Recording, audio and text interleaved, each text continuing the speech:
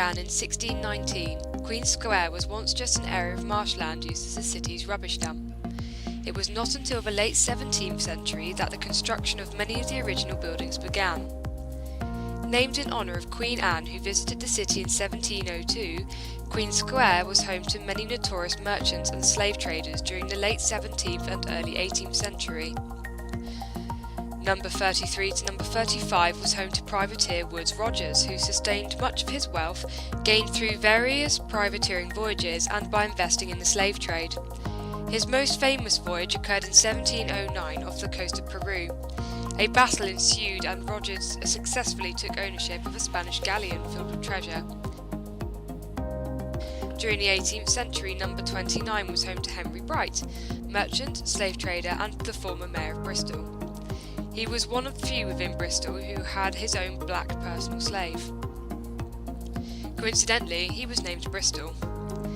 At the time, it would have been a rare occurrence to see a black slave within the city, as many would have worked on plantations, so ownership of such was considered to be symbolic of status and wealth.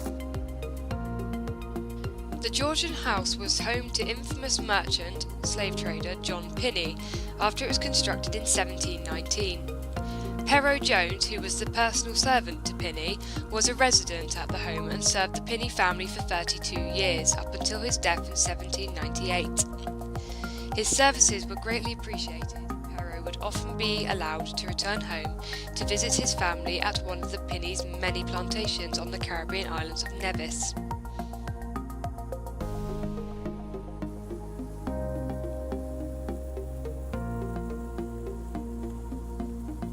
In 1999, Perrow's Bridge was constructed by Irish architect Ellis O'Connell on Bristol's floating harbour as an honorary symbol of remembrance which later formed part of the slavery trail of Bristol we see today.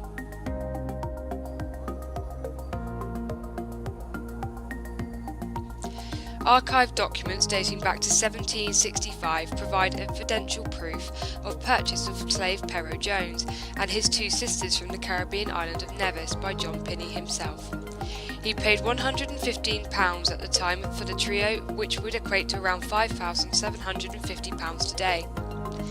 Pero was later shipped back to Bristol to carry out his services as a personal servant to Pinney, whilst his sisters remained in Nevis to work, harvesting crops on John Pinney's plantation.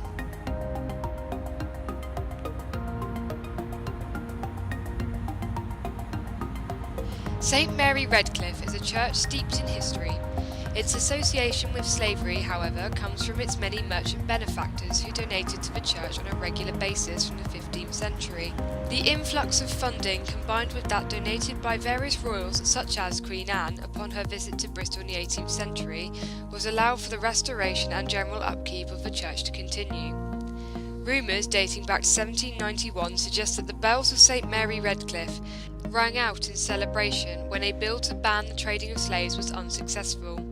However, it is unclear who exactly was responsible for the occurrence of such. Named after notorious merchant and slave trader Edward Colston, the Colston Hall became a hub for music and entertainment, as well as a venue for big civic events after its completion in 1873. Many references to Edward Colston can be found in the city of Bristol, but none have evoked more controversy over the years than the Colston statue. Built in 1893 to the dismay of many locals, the Colston statue was built in honour of the man who contributed greatly to the development of the city we see today. Although figuratively, many believe he resembles a time of great disproportionality among the ethnic minority, a recent survey we conducted on locals revealed that less than 3% thought all references to Colston within the city should be removed.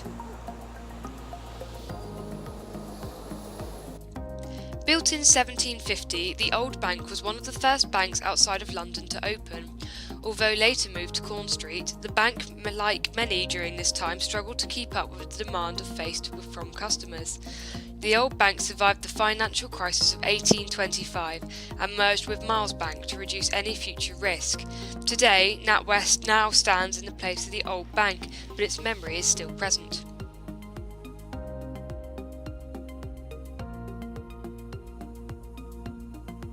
Redcliffe Parade is a section of Bristol whose association with slavery is largely based on hearsay. Although the caves beneath Redcliffe Parade were used to store goods from shipments returning from plantations across the Atlantic, many believe slaves were held captive inside the caves before being shipped once sold. However, there is no evidence to suggest that this occurred, so we cannot be sure on how much is based on truth.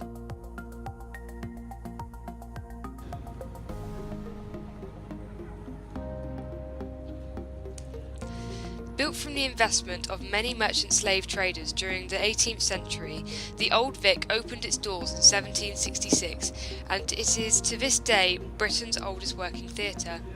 Over the years, the Old Vic has played an important role in promoting the anti-slavery message through the production of numerous plays which emphasised the need for abolition of such practices during the 18th century, which were commonplace at the time.